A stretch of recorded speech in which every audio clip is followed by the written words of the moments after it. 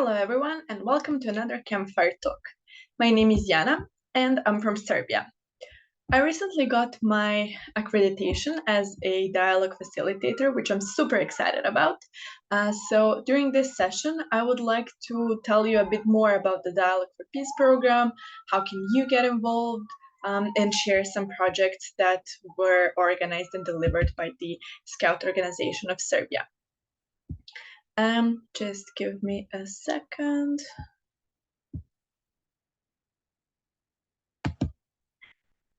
Okay, so first, let's talk about what is Dialogue for Peace. The Dialogue for Peace program was developed in close collaboration between WASM, the World Organization of the Scout Movement, and the International Dialogue Center CAICID. CAICID is an intergovernmental organization that promotes dialogue to strengthen social cohesion. So why dialogue? Why is it important? Well, we use dialogue to promote, or like it serves as a bridge to bring people together, to dissolve stereotypes and counteract prejudice, to foster cooperation between religious leaders and policymakers, and to strengthen social cohesion. Dialogue, whether interworldview, intergender, interreligious, intercultural, or intergenerational, is all about listening and seeing things from the other point of view. And dialogue has always been an important part of Scouting.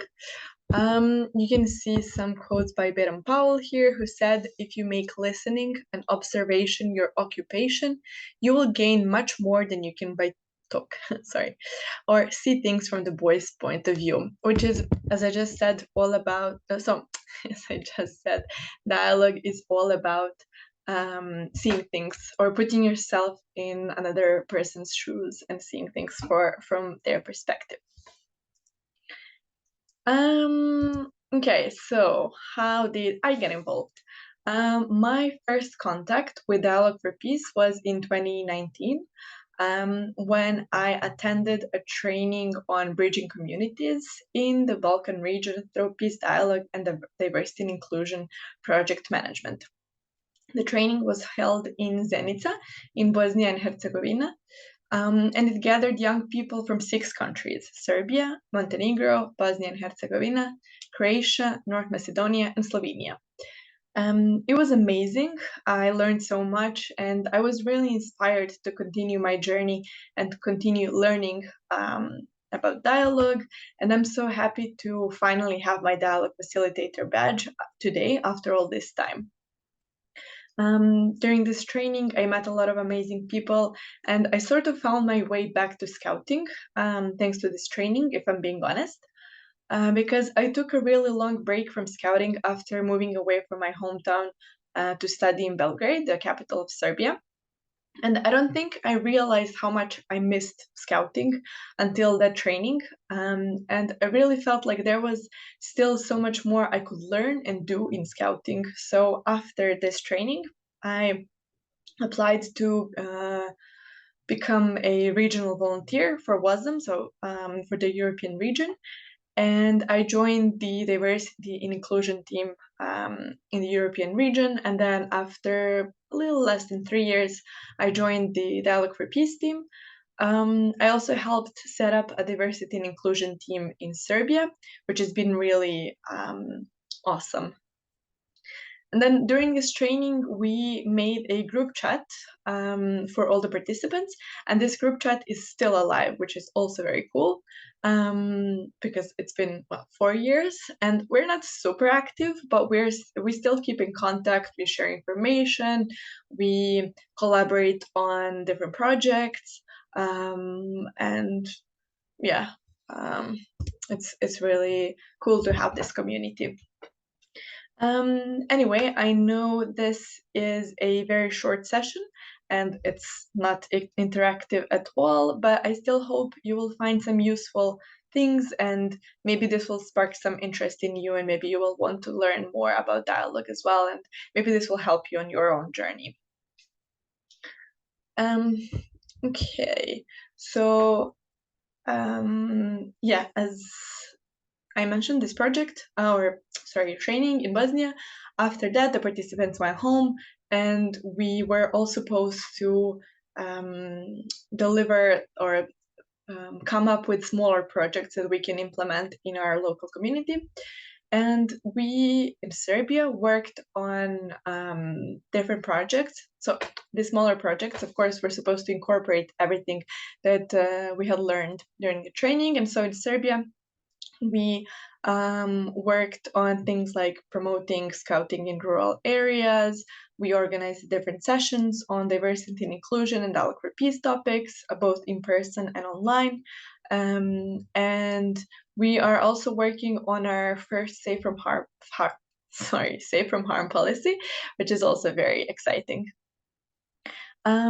So apart I would like to talk to you more about one of these small projects that we did here after the training, and this project aimed to help the foundation of a new scout group in a small town in southern Serbia. This town used to have a scout group, but we were not able to find out when or for how long. When for how long the group worked or when they stopped working. This town has one elementary school and one high school, so we decided that it would be a good idea to try engaging with the local children, and we also identified that there was a need for additional activities that would provide a meaningful way to spend time. And there was also interest among local children because they already knew about scouting. So it was a really good place to do this project. And so Scout Group Josip Pančić from the nearby city of Niš, also in southern Serbia, decided to work with the locals and re-establish a scout group. And how did we manage to do this? Well, by organizing numerous meetings with members of the former scout group, engaging with parents and children, spreading the word on social media, hosting presentations, and last but not least, we also organized meetings with potential donors, mostly small business owners and individuals who were willing to sponsor our work. We also received a lot of help from parents of our new members, teachers from the local elementary school, and former scouts in that town, who either helped us by sponsoring some of the activities, by providing support, or by getting involved directly. And for example, one of them is now the leader of the newly founded group.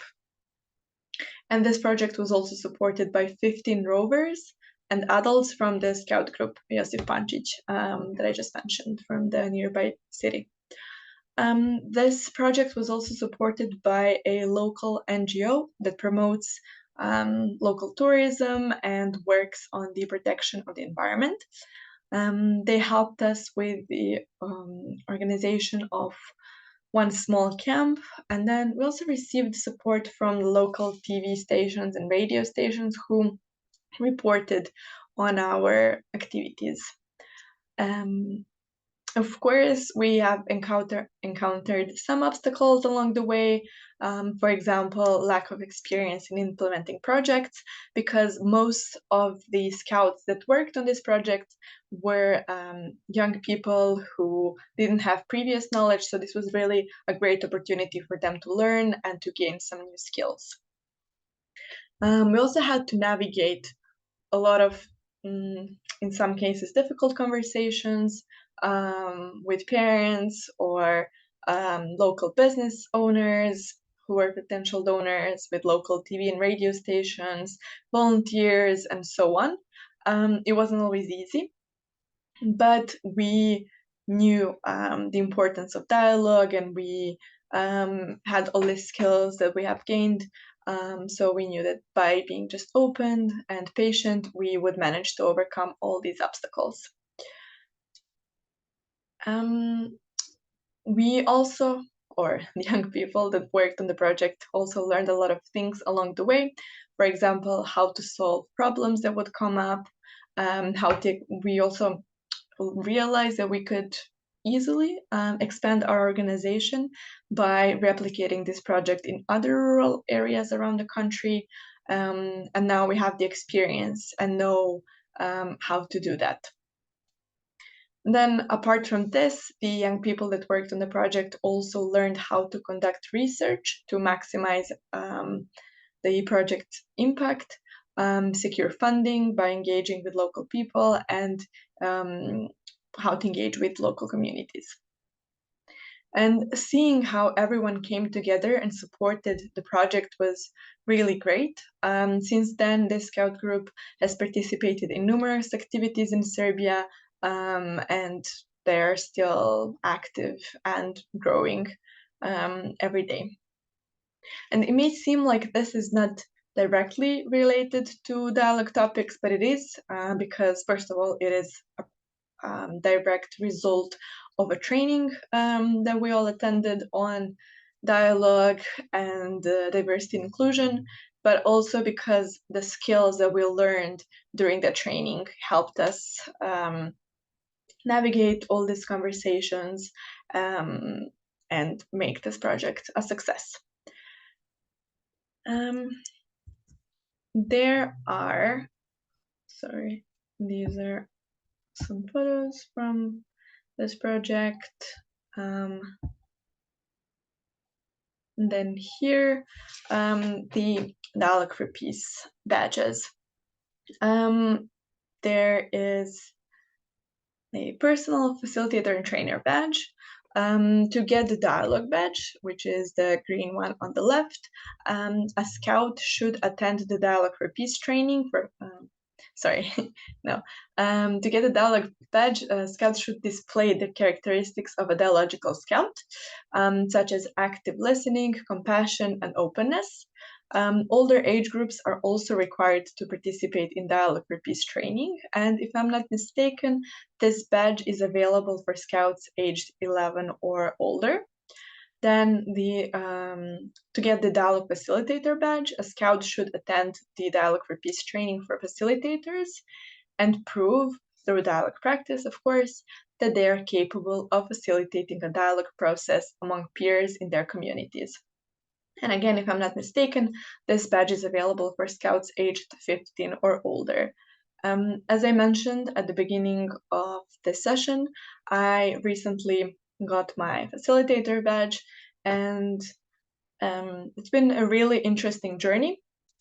Unfortunately, when I started volunteering, the pandemic started, so most of the sessions that I participated in or helped deliver were online, but it was still very interesting to see how we all adapted and how we changed the program and how we designed the sessions so they would still be an amazing opportunity. And actually it was really great because we were able to include a lot more young people because the sessions were online. So I delivered some online sessions and online dialogue circles, and then also earlier this year in spring I was a short-term staff in at Kandersteg International Scout Center in Switzerland, and there I also organized one dialogue circle for my fellow shorties, and that was another. It was an amazing opportunity, and it showed me again what the power of dialogue is. It was really amazing to gather all of my friends, all of the shorties, and just discuss a topic that was very important for all of us. And I think it helped us move forward because we had it like sort of early on in the season. So I think it really helped us later on. Okay, and then the trainer badge. To get the dialogue trainer badge, scouts should participate in a dialogue for peace training for trainers. And I think this badge is available for scouts aged 18 or older. The dialogue for peace badge provides a learning opportunity for young people who are aspiring to be dialogical scouts. Any young person can choose, according to their age, a range of activities that suit them to achieve the different levels of the badge. And you can get in contact with your group or your scout organization or scout association to learn more. I will also share a link to the Guide for Dialogue Ambassadors manual, where you can read more about this. Yeah, here in the corner, you can see the proposed learning objectives from the manual.